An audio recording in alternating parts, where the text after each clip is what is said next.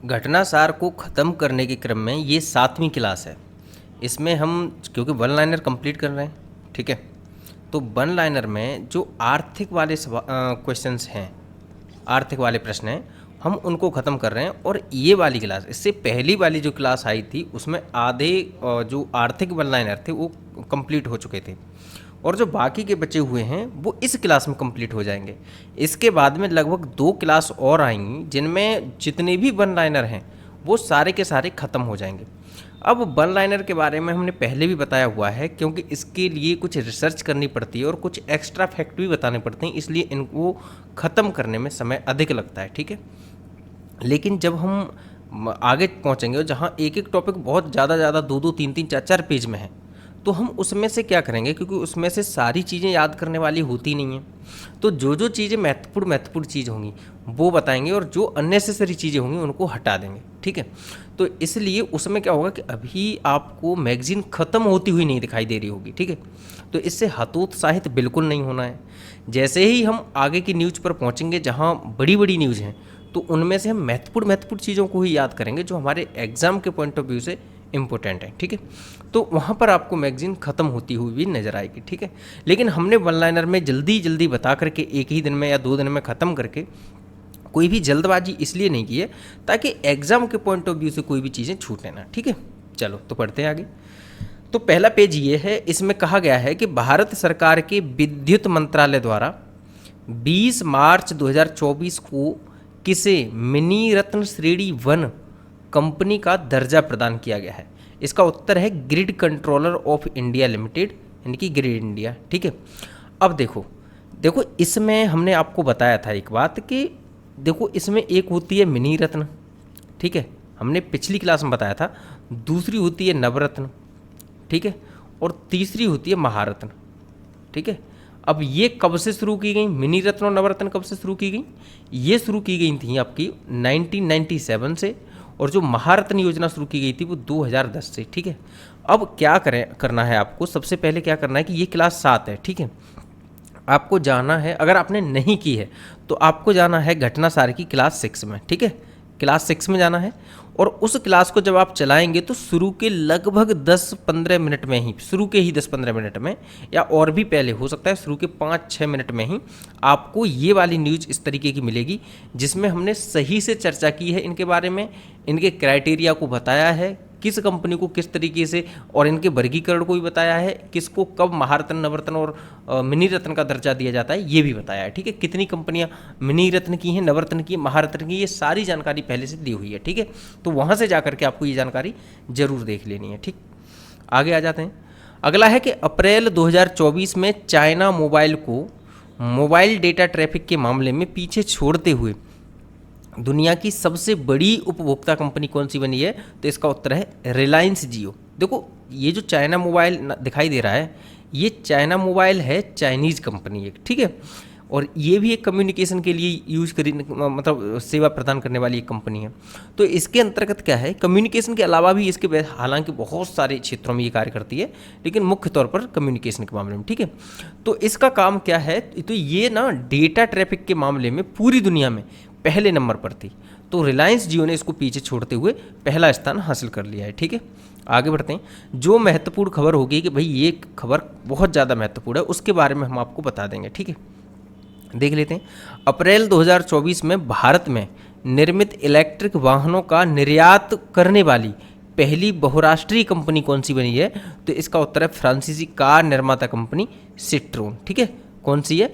फ्रांसीसी कार निर्माता company Citroën. ये जो ऊपर वाली हमने खबर बताई थी ना रिलायंस जियो के बारे में, कि सबसे ज़्यादा डेटा का कंज्यूम करने वाली कंपनी बनी है रिलायंस जियो, फर्स्ट नंबर पर आई है। आपको पता है जो एक और कंपनी है भारत की, आपको पता होगा इसके बारे में, एयरटेल के बारे में, इसका भी नंबर है इसमें, लेकिन ये 4th स्थान पर है। जो डेटा का कंज्यूम करने के मामले में ये 4th स्थान पर है, ठीक है। ये याद रखना है, हल्का सा याद रखना है, इतनी ज़्यादा महत्वपूर्ण है नहीं असल में ये चीज़, ठीक। तो ये देख लीजिए, ये सिट्रोन है जो कि एक फ्रांसीसी कंपनी है। अगली खबर कह रहा है कि जून 2024 में आईफोन बनाने वाली कंपनी एप्पल को पीछे छोड़ सेमीकंडक्टर बनाने वाली कंपनी अमेरिका की कौन सी कंपनी दुनिया की दूसरी सबसे मूल्यवान कंपनी बन गई है? इसका उत्तर है एनवीडिया कॉर्प। अब देखो ये भी खबर इतनी महत्वपूर्ण है नहीं, उसके पीछे रीज़न ये है क्योंकि ये जो बता रहे हैं ना कि हर इसमें इश्यू ये होता है कि हो सकता है कि 4 दिन पहले पहले नंबर पर कोई दूसरी कंपनी थी और 4 दिन के बाद में दूसरी पहुंच जाए। उसके पीछे रीज़न ये है कि इनके जो शेयर प्राइस है ना मार्केट में, वो share price up and down होते रहते हैं। तो इनका जिसका शेयर प्राइस ज़्यादा ऊपर उठ जाए तो ये मान के चलो उसका मार्केट कैप ज़्यादा हो गया, वो पहले नंबर पर आ गई, और जिसका नीचे हो जाए तो वो ये मान के चलो नीचे गिर जाती है। अब जैसे कि यहाँ पर ये बताया कि एप्पल को पीछे छोड़कर जो एनवीडिया कंपनी है वो पहले सेकंड स्थान पर आ गई, ठीक है। अब पहले स्थान पर क्या थी इसमें कि पहले स्थान पर माइक्रोसॉफ्ट थी, ठीक है, उस समय पर। लेकिन अब अगर देखा जाए प्रेजेंट की स्थिति में तो ये जो एप्पल है ये पहले स्थान पर चल रही है, ये जो एप्पल है ये फर्स्ट स्थान पर चल रही है, और सेकंड स्थान पर देखा जाए तो माइक्रोसॉफ्ट है, सॉफ्ट है, सेकंड स्थान पर माइक्रोसॉफ्ट है, पहले पर एप्पल है, ठीक है, और जो तीसरे पर है वो एनवीडिया है, ठीक है। अब अगर देखा जाए कि भाई क्या यही रहना है डाटा, जी नहीं, बिल्कुल ऐसा नहीं रहने वाला। आने वाले 1 महीने में या 15 दिन में ये डाटा भी बदल सकता है, ठीक है। तो ऐसा कुछ कह नहीं सकते, ठीक है, क्योंकि तो ये डाटा भी जो डाटा बहुत ही ज़्यादा वॉलेटाइल होता है कि भाई आज कुछ और है, आने वाले 4 दिन में कुछ और है, तो ऐसा डाटा एग्जाम के पॉइंट ऑफ व्यू से महत्वपूर्ण नहीं होता है, ठीक है, ये दिमाग में रखना है। चलें आगे बढ़ें। अब देखो इसमें देखें हम कि एनवीडिया का मार्केट कैप 5 जून 2024 को $3.06 ट्रिलियन से अधिक था। तो ये सब चेंज हो चुका है डेटा, ठीक है, तो महत्वपूर्ण है नहीं। आगे दिया है इन्होंने कि माइक्रोसॉफ्ट की जो बाजार वैल्यू थी वो $3.10 ट्रिलियन थी, ये भी चेंज हो चुका है, ठीक है। अगर अभी देखा जाए तो एप्पल का अगर सबसे ज़्यादा है तो एप्पल का अगर अभी हम देखें तो एप्पल का अभी सबसे ज़्यादा यानी कि $3.42 ट्रिलियन का हो गया है। वहीं अगर हम माइक्रोसॉफ्ट का देखें अगर हम माइक्रोसॉफ्ट का देखें तो 3.13 हो गया है, ठीक है। ये सारे ना चेंज होते रहेंगे और आने वाले 10 या 15 दिन में इनका डेटा सेम यही रहने वाला है, जी नहीं, इनका डेटा भी चेंज हो जाएगा और हो सकता है कि ये कंपनी इसको रिप्लेस कर दे, यानी ये आगे पीछे भी हो सकती है, कोई बड़ी बात है नहीं, ठीक है। तो इसलिए हम इनके आधार पर जो देखो ऐसा होता है कि एग्जाम में हम पहले बता चुके हैं कि ऐसे प्रश्न जो ऐसा डाटा जो बहुत ज़्यादा वॉलेटाइल होता है, चेंज होता रहता है, वो एग्जाम के पॉइंट ऑफ व्यू से ज़्यादा महत्वपूर्ण होता नहीं है, ठीक है। तो इसलिए ये बहुत ज़्यादा मतलब याद करने वाला है नहीं, ठीक। आगे देखते हैं। अगला है कि लंदन स्थित सेंट्रल बैंक ने केंद्रीय बैंकिंग पुरस्कार 2024 के तहत किस बैंक को जोखिम प्रबंधन पुरस्कार के लिए मार्च 2024 में चुना है? इसका उत्तर है रिजर्व बैंक ऑफ इंडिया। जी हाँ, ये प्रश्न एक बार को महत्वपूर्ण हो जाता है, ठीक है, इसको एक बार देख लीजिए और इसके बारे में ना आपको थोड़ी सी जानकारी पता होना चाहिए कि भाई आरबीआई एक्ट 1934 के तहत आरबीआई का गठन 1935 में किया गया, 1949 में इसका जो है राष्ट्रीयकरण किया गया। ये महत्वपूर्ण जो फैक्ट्स होते हैं एक दो याद होने चाहिए आपको, ठीक। अगला है कि अप्रैल 2024 में किसे 16वें वित्त आयोग के पूर्णकालिक सदस्य के रूप में नियुक्त किया गया है? तो इसका उत्तर है मनोज पांडा, ठीक है। ये जो मनोज पांडा है इनका मामला क्या है, पहले तो एक बार ये देख लो सॉरी, देखो जो वित्त आयोग है, ठीक, अब वित्त आयोग के अंतर्गत भी आपको पता है ये राष्ट्रीय वित्त आयोग की बात चल रही है, यानी सेंट्रल लेवल पर जो वित्त आयोग गठित किया जाता है, यानी कि आर्टिकल 280 के अंतर्गत जिस बात वित्त आयोग की जो चर्चा की गई है, जिस वित्त आयोग का प्रावधान किया गया है, ये उस वित्त आयोग की बात चल रही है, ठीक है। तो आर्टिकल 280 के अंतर्गत क्या है कि देखो जो वित्त आयोग होता है उसकी स्ट्रक्चर के तहत क्या होता है कि भाई एक तो होता है उसमें अध्यक्ष, ठीक है, एक उसमें अध्यक्ष होता है और उसमें 4 सदस्य होते हैं, ठीक है। ये सभी राष्ट्रपति के द्वारा नियुक्त किए जाते हैं। अब ये जो 4 सदस्य हैं इनमें आपको पता है कि 16वां वित्त आयोग हाल ही में गठित किया गया था, ठीक है। तो 16वें वित्त आयोग के जो अध्यक्ष थे वो कौन थे? जी हाँ भाई, हमें पता है कि उनके जो अध्यक्ष थे वो थे अरविंद पनगड़िया, ठीक है। कौन थे? अगर देखें तो अरविंद पनगड़िया, ठीक है, पनगड़िया। और ये जो अरविंद पनगड़िया हैं ये आपको पता होना चाहिए कि नीति आयोग के उपाध्यक्ष रह चुके हैं, ठीक है। तो ये थे, ठीक। दूसरा, ये जो 4 सदस्य थे, इन 4 सदस्यों में एक सदस्य का नाम था, क्योंकि सारे के सारे 4 सदस्य महत्वपूर्ण है नहीं, इसलिए हम उन्हीं सदस्य की बात करेंगे जिनको मनोज पांडा के द्वारा रिप्लेस किया गया है, ठीक है। ये बात दिमाग में रखिए, मनोज पांडा के द्वारा रिप्लेस किया गया है। क्या नाम है उनका? उनका है निरंजन राजाध्यक्ष। क्या है उनका नाम? निरंजन राजाध्यक्ष।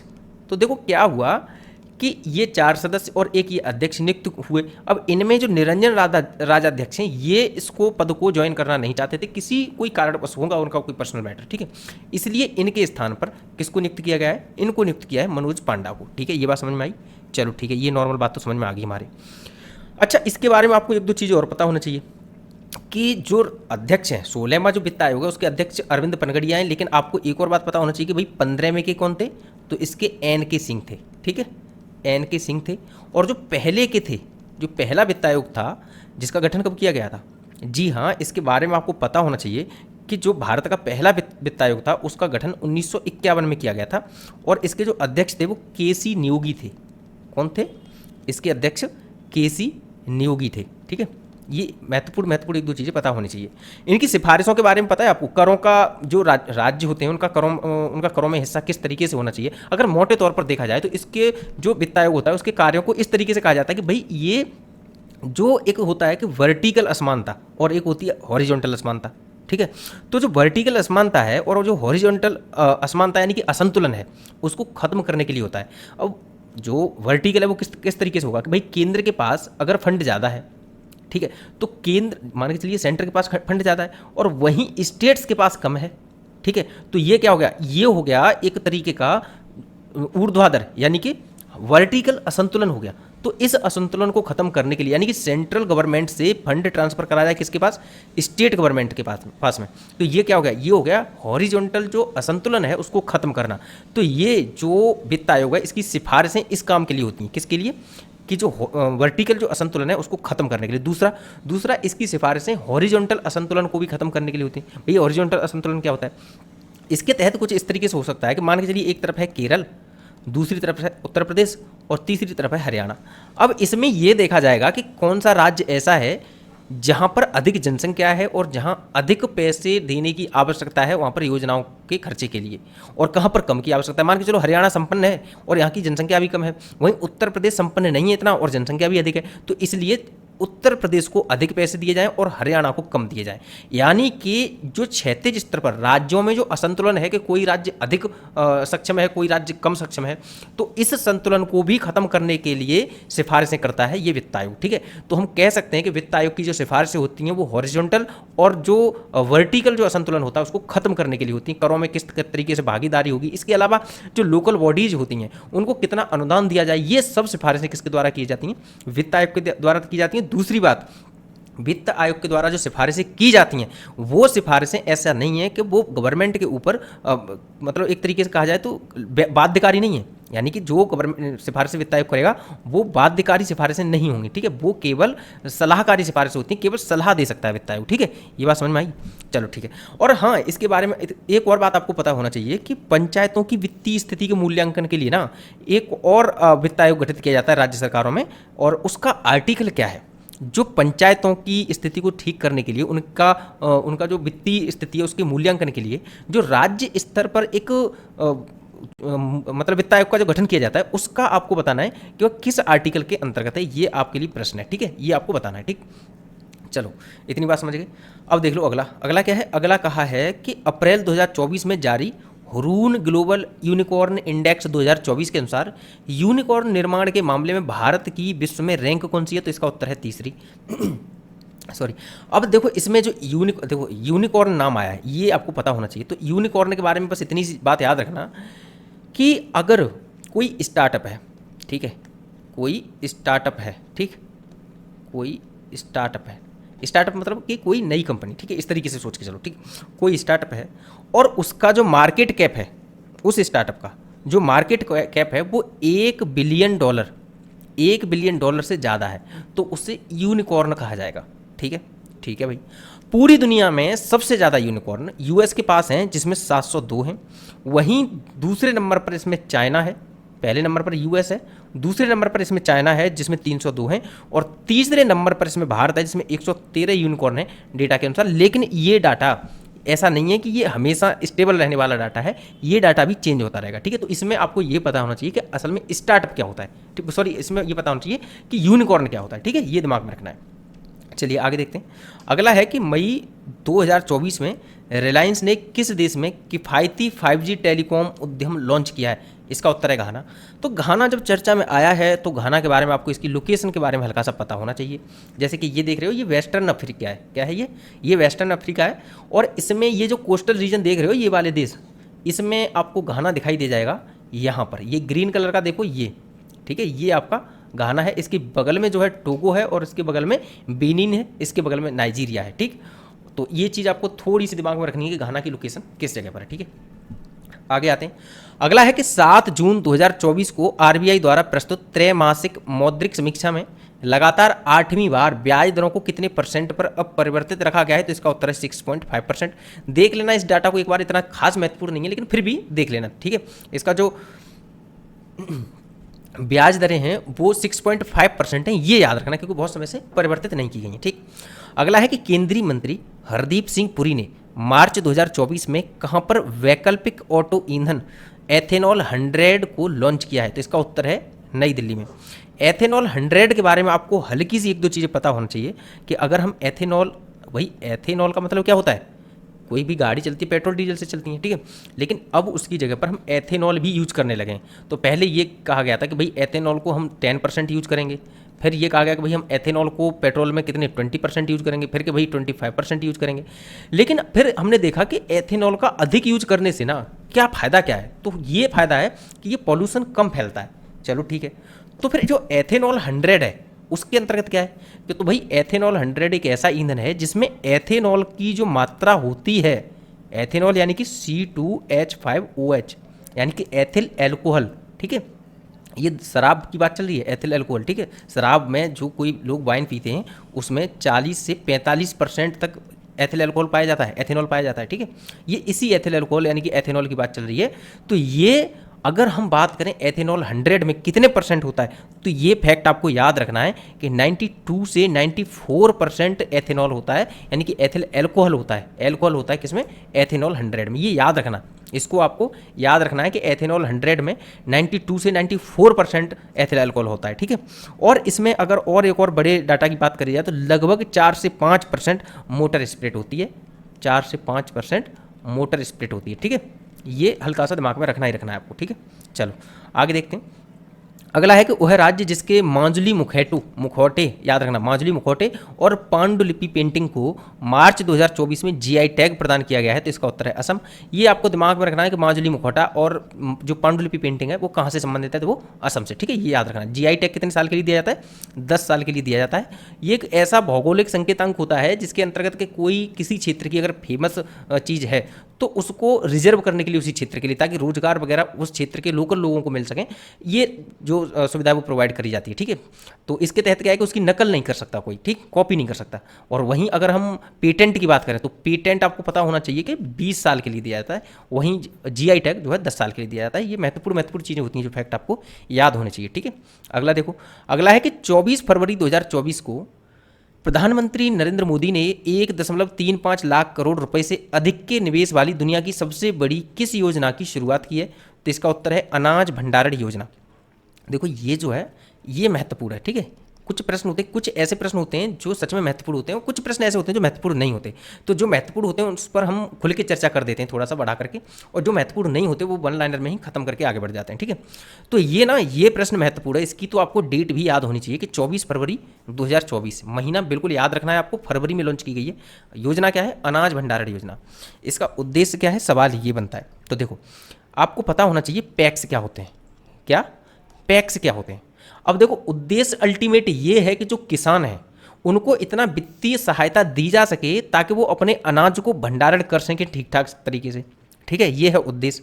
अब उसके लिए इस योजना के अंतर्गत क्या किया जाएगा कि एक तो पैक्स को समझना होगा आपको। तो पैक्स असल में होती क्या है, तो अगर पैक्स के बारे में हम बात करें तो ये होती हैं प्राइमरी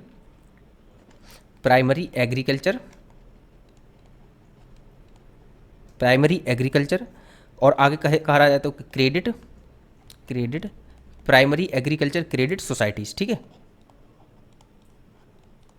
ठीक है, तो प्राइमरी एग्रीकल्चर क्रेडिट सोसाइटीज यानी कि अगर हम हिंदी में बात करें तो प्राथमिक कृषि ऋण समितियां। क्या है, प्राथमिक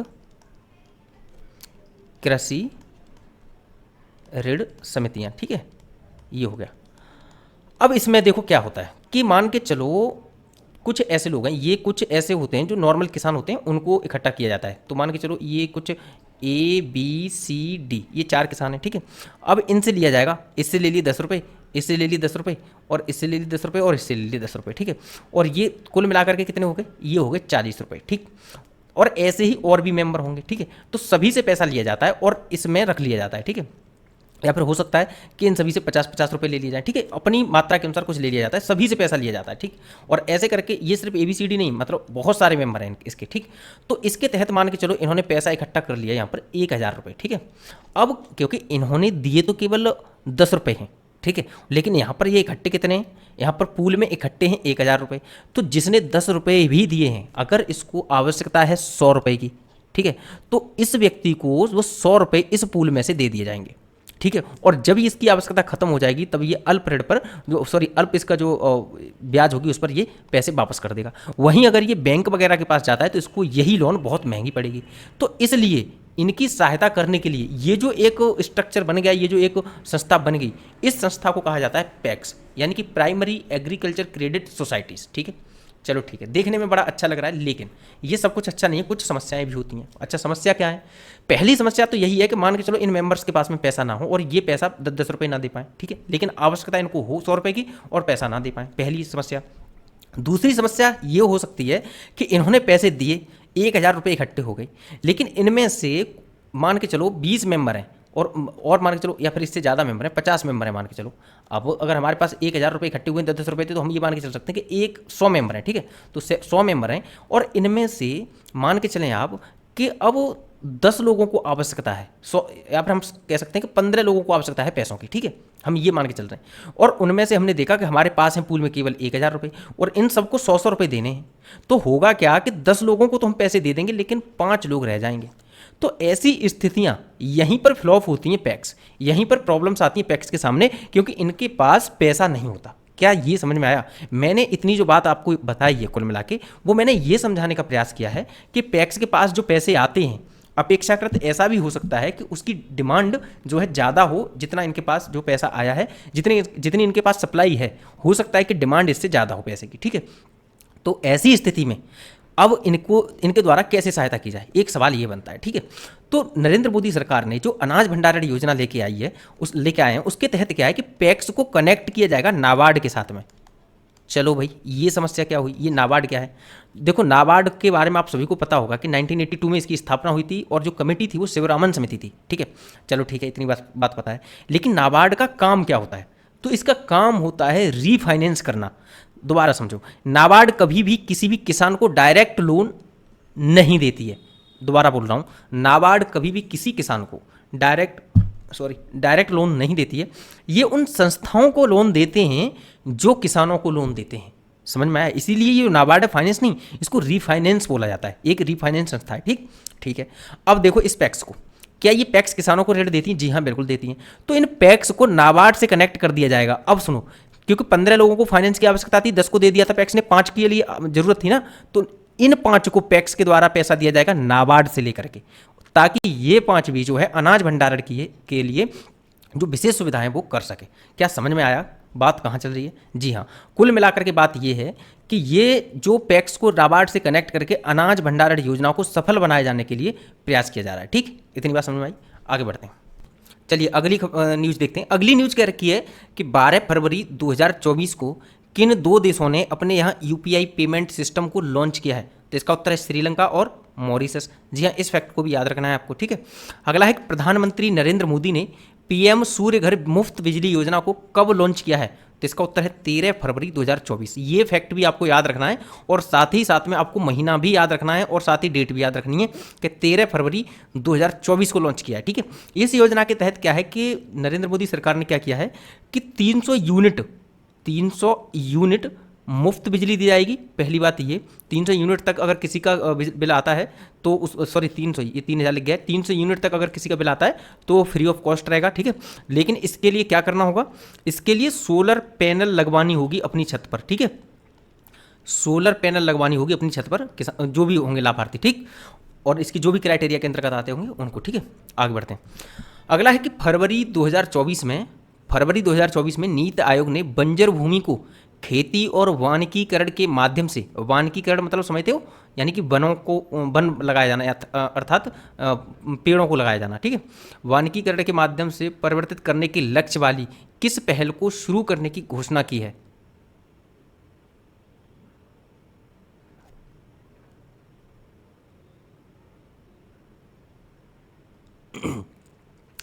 चलिए चलिए अगली खबर पे आ जाते हैं। अगला कह रहा है कि फरवरी 2024 में नीति आयोग ने बंजर भूमि को खेती और वानिकीकरण के माध्यम से परिवर्तित करने के लक्ष्य वाली किस पहल को शुरू करने की घोषणा की है? तो इसका उत्तर है ग्रो पहल। क्या है? ग्रो पहल। देख ले एक बार, greening and restoration of wasteland with agro forestry, ठीक है, ये याद रखना है, ठीक है। और ये जो ग्रो पहल है, आपको बस हल्का सा ये दिमाग में रहना चाहिए कि ये जो ग्रो पहल है ये किस चीज़ से संबंधित है, ठीक है। तो बंजर भूमि को और खेती और वानिकीकरण के माध्यम से जो परिवर्तित किया जाएगा, यानी कि बंजर भूमि को खेती योग्य बनाया जाएगा, ठीक है, या फिर या तो खेती योग्य बनाया जाएगा या फिर उस पर वानिकीकरण की जाएगी, ठीक। अगला है कि वित्त मंत्री निर्मला सीतारमण द्वारा 1 फरवरी 2024 को प्रस्तुत अंतरिम बजट 2024-25 में रेलवे से जुड़े किन 3 प्रमुख आर्थिक गलियारों के निर्माण की घोषणा की गई है? तो इसका उत्तर है ऊर्जा, खनिज और सीमेंट गलियारा, दूसरा है बंदरगाह कनेक्टिविटी गलियारा, और तीसरा है उच्च यातायात घनत्व गलियारा, ठीक है। ये याद रखना है, हल्का सा है, दिमाग में रखना है, बहुत ज़्यादा महत्वपूर्ण है नहीं। ये बस याद रखना है कि ऊर्जा और खनिज सीमेंट से संबंधित है, दूसरा बंदरगाह से संबंधित है और तीसरा उच्च यातायात घनत्व से, ठीक है। अगला है कि पिछले दिनों ओडिशा राज्य सरकार ने किस उपज के लिए 100% राज्य वित्त पोषित एमएसपी योजना लाभा, यानी कि लघु बना जाति द्रव्य क्रय शुरू किया है? तो इसका उत्तर है लघु वन उपज के लिए, ठीक है। अब इसमें ना आपको पता होना चाहिए कि ये पहली बात तो ये कि ओडिशा सरकार ने शुरू की है, ठीक। ये आपको फैक्ट याद रखना है कि ये जो योजना है, जो लाभा योजना है, वो किसने शुरू की है? वो उड़ीसा सरकार ने शुरू की है। और इसका मुख्य उद्देश्य पता है क्या है? इसका मुख्य उद्देश्य है कि जो लघु वन उपज है ना, उस लघु वन उपज पर ये एमएसपी प्रोवाइड कराएंगे। अच्छा ठीक है, लघु वन उपज क्या होती है? तो लघु वन उपज के अंतर्गत जैसे बांस हो गया, ये क्या होती है?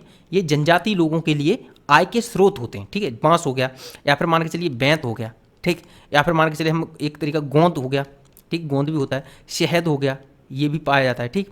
मेवे होते हैं, बहुत सारे मेवे पाए जाते हैं जंगल में, ठीक है।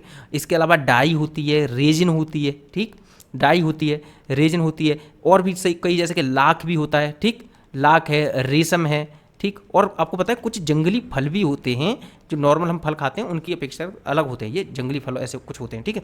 तो ये सब चीज़ें किसके अंतर्गत आती हैं? ये लघु वन उपज के अंतर्गत आती हैं, ठीक है। तो इन पर एमएसपी प्रोवाइड कराई जाएगी, यानी कि ये जो जनजाति लोग हैं इनको लेकर के जाएंगे तो सस्ता वस्ता खरीदा जाएगा इनके द्वारा, व्यापारियों के द्वारा इनसे, ठीक है, सस्ता खरीदा जाएगा, क्योंकि जो आदिवासी होते हैं उनकी पहुंच बाजार तक होती नहीं है नॉर्मली। तो ये बहुत सस्ता वगैरह सस्ता खरीद लिया जाता है व्यापारियों के द्वारा, और उससे ठीक ठाक मुनाफा कमाया जाता है। तो सरकार क्या कर रही है कि इस पर एक एमएसपी प्रोवाइड कराएगी, साथ ही और भी कुछ प्रयास करेगी कि इनकी जो आदिवासी उनकी पहुँच डायरेक्ट मार्केट तक हो सके, ऑनलाइन उनकी जो ये लघु वन उपज है उसको बेचा जा सके, उन सबका प्रयास करेगी सरकार, ठीक है। तो इसके लिए ये योजना शुरू की गई है, लाभा योजना, ठीक है, याद रखना है।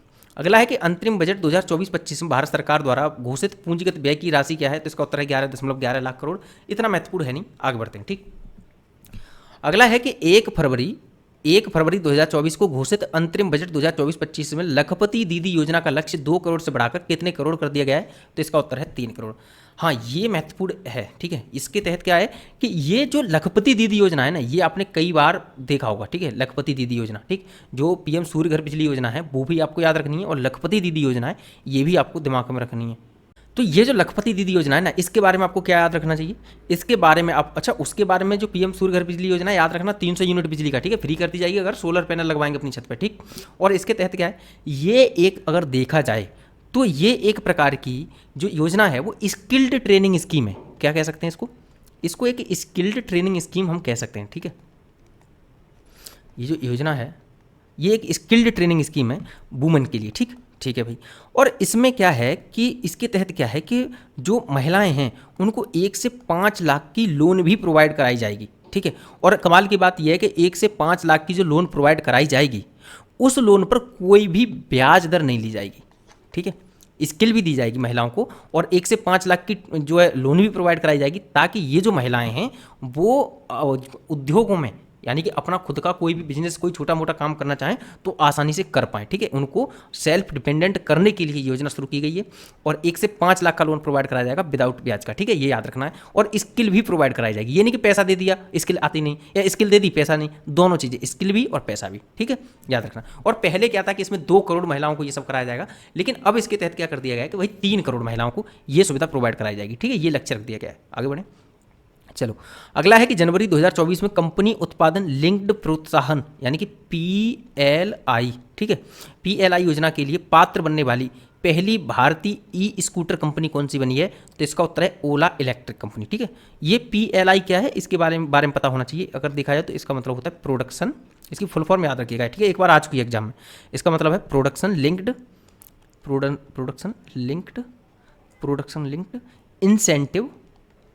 इंसेंटिव स्कीम, ठीक है, इंसेंटिव स्कीम, ठीक है। ये हल्का सा आपको दिमाग में रखना है कि इसकी फुल फॉर्म क्या है, ठीक है। इसके तहत क्या है? पहली ओला इलेक्ट्रिक कंपनी, ठीक। चलो आगे बढ़ते हैं। अगला है कि जनवरी 2024 में भारत सरकार ने किस IAS अधिकारी को जेनेवा में विश्व व्यापार संगठन यानी कि WTO में नए राजदूत के रूप में नियुक्त किया है? तो इसका उत्तर है सेंथिल पांडियन, ठीक है। हल्का सा दिमाग में रखिएगा, बहुत ज़्यादा महत्वपूर्ण है नहीं, लेकिन थोड़ा सा दिमाग में रखना है, ठीक। अगला है कि जनवरी 2024 में भारत सरकार ने भारतमाला परियोजना चरण 1 को पूरा करने की समय सीमा किस वर्ष तक बढ़ा दी है? तो इसका उत्तर है 2027-28 तक। भारतमाला परियोजना के अंतर्गत आपको पता होना चाहिए कि भारत के अंदर ना एक high speed rail road network बनाया जाएगा। देखा जाए तो एक हाई स्पीड रोड नेटवर्क बनाया जाएगा, ठीक है। भारतमाला परियोजना के अंतर्गत एक हाई स्पीड रोड नेटवर्क बनाया जाएगा। इसकी अगर स्टार्टिंग देखें कि भाई ये जो भारतमाला परियोजना है स्टार्ट कब हुई थी, तो ये भी पता होना चाहिए आपको कि ये जुलाई 2015 में स्टार्ट हुई थी, ठीक है, जुलाई 2015 में स्टार्ट हुई थी योजना, ठीक है। अगला देखें कि 19 जनवरी 2024 में प्रधानमंत्री मोदी ने अमेरिका से बाहर कहाँ पर अत्याधुनिक Boeing India engineering and technology centre के परिसर का उद्घाटन किया है? तो इसका उत्तर है बेंगलुरु। तो देखो भाई इसमें क्या है कि जो बोइंग कंपनी है वो US की कंपनी है, ठीक है। और इसका काम क्या है? तो इसका काम है भाई साइंस एंड टेक्नोलॉजी के क्षेत्र में इनोवेशन वगैरह को बढ़ावा देती है, डिफेंस इक्विपमेंट बनाती है, एरोस्पेस से रिलेटेड उपकरण बनाती है, जहाज बनाती है, ये सब बनाती है, ठीक है। तो इसका US से बाहर, ठीक है, पहला कोई परिसर बनाया गया है, तो वो कहाँ बनाया गया है? ये बेंगलोर में बनाया गया है, जिसका उद्घाटन किसने किया? नरेंद्र मोदी ने, ठीक है। चलिए आगे बढ़ते हैं। आगे है कि वह देश जिसने जनवरी 2024 में सूक्ष्म, लघु और मध्यम आकार के उद्यमों MSMEs के लिए दुनिया का पहला स्थिरता मान्यता ढांचा यानी accreditation framework eco mark global को पेश किया है? तो इसका उत्तर है संयुक्त अरब अमीरात यानी कि यूनाइटेड स्टेट ऑफ अमीरात, ठीक है, यूनाइटेड अरब अमीरात, ठीक है। चलो अब इसमें क्या है? इको मार्क के बारे में हल्का सा आपको पता होना चाहिए कि भाई ये इको मार्क क्या होता है। तो देखो मान के चलो आप मार्केट गए, ठीक है, कोई 2 प्रोडक्ट है यहाँ पर, एक A रखा है और एक यहाँ पर प्रोडक्ट B रखा है, लेकिन आपने इसमें प्रोडक्ट A में क्या देखा कि इस पर एक मोहर लगी है जिस पे लिखा है इको मार्क, यानी कि इको मार्क की मोहर लगी है, इसमें नहीं लगी। तो इसका मतलब क्या है पता है? यहाँ पर आप ये अंतर कर पाएंगे कि जहाँ इको मार्क लगा है इसका मतलब कि इस A प्रोडक्ट को बनाने में ये ध्यान रखा गया है कि इसको बनाने के दौरान पर्यावरणीय क्षति ना हो, यानी कि पर्यावरणीय कुछ मानकों का पालन किया गया है। हम ये कह सकते हैं कि भाई पॉल्यूशन वगैरह कम हो, प्लास्टिक पॉल्यूशन कम फैले और क्षति जो ध्वनि का जो प्रदूषण है वो भी कम हो, ठीक है, कचरा कहीं इधर उधर तरीके से मतलब उसका मैनेजमेंट सही ढंग का हो, इन सब मानकों का पालन किया गया है जो A प्रोडक्ट बनाया गया है उसके अंतर्गत। वहीं B के अंतर्गत ऐसी कोई गारंटी नहीं है, ठीक है। तो ये इको मार्क होता है, ठीक। तो इको मार्क ये किसने ग्लोबल लेवल पर किसने शुरू किया है फ्रेमवर्क? ये संयुक्त अरब अमीरात ने शुरू किया है, ये याद रखना है, ये इंपॉर्टेंट बन जाता है प्रश्न, ठीक है। ठीक है, अगला देखें। अगला है कि 18 से 21 जनवरी 2024 के बीच हैदराबाद में आयोजित एशिया के सबसे बड़े नागरिक उड्डयन क्षेत्र के आयोजन विंग्स इंडिया 2024 एक्सपो की थीम क्या है? तो ये है अमृतकाल में भारत को दुनिया से जोड़ना, ठीक है। देखना एक बार, बहुत ज़्यादा ये नहीं टफ नहीं, बस एक बार देख लो, बहुत ज़्यादा याद करने की आवश्यकता है नहीं। भारत नागरिक उड्डयन एयर 2047 2047 के लिए मंच तैयार करना, हल्का सा देख लो ताकि अगर किसी तरीके से ऑप्शन में आ जाए तो आप इसको देख पाओ, इसको चुन पाओ, ठीक है। तो इतना बस देख लो, याद करने की आवश्यकता नहीं है। अगला है कि हाल ही में कौन सी भारतीय फर्म ISO 27001 2022 प्रमाणन प्राप्त करने वाली पहली कंपनी बन गई है? इसका उत्तर है हल्दिया पेट्रोकेमिकल। अच्छा ये ना आपको पता होगा, मैंने पिछली बार भी आपको बोला था कि ये थोड़े से आपको पता होने चाहिए। एक बार इस पर एग्जाम में प्रश्न आ चुका है, यूपीएससी में भी आ चुका है और पीसीएस में भी आ चुका है। तो ये आपको पता होना चाहिए कि ये किस काम के लिए दिया जाता है। अगर किसी कंपनी को ISO 2700 दिया गया है तो ये किस कार्य के लिए दिया गया है। तो देखो ये इन नंबरों से ये पता चल जाता है कि ये किस कार्य के लिए दिया गया है। जैसे कि ISO 2700 अगर देखा जाए तो इन्होंने जो डेटा मैनेजमेंट है, साइबर क्राइम ना हो उसके लिए, साथ ही इनका जो ये जो डेटा लेते हैं उसका कोई भी मिसयूज ना हो, यानी कि अगर देखा जाए इन्होंने डेटा की सुरक्षा वगैरह की है, उसके लिए इनको ये मानक दिया गया है। ठीक है, और इसी तरीके के विभिन्न क्षेत्रों में गुणवत्ता अगर कोई प्राप्त करता है तो ये मानक दिया जाता है। तो ये जो ISO है ना, अगर हम ISO की बात करें तो हम इसको कह सकते हैं इंटरनेशनल स्टैंडर्ड ऑर्गेनाइजेशन। ठीक है, ठीक है, इंटरनेशनल स्टैंडर्ड ऑर्गेनाइजेशन। इसके तहत क्या है कि इसका जो हेड क्वार्टर है वो कहाँ पर है, तो स्विट्जरलैंड के जेनेवा में है। दूसरी बात ये कि ये है क्या, तो ये एक NGO है, यानी कि नॉन गवर्नमेंट ऑर्गेनाइजेशन है। और तीसरी बात ये कि भाई इसने काम कब से शुरू करना किया, तो 1947 से शुरू किया। ये कार्य क्या करता है, ये क्या है कि गुणवत्ता के मानक प्रदान करता है, किसी को सर्टिफिकेशन देता है। ठीक है, कोई किसी क्षेत्र में अगर ठीक गुणवत्ता प्राप्त करता है तो वो उसको सर्टिफिकेशन देता है।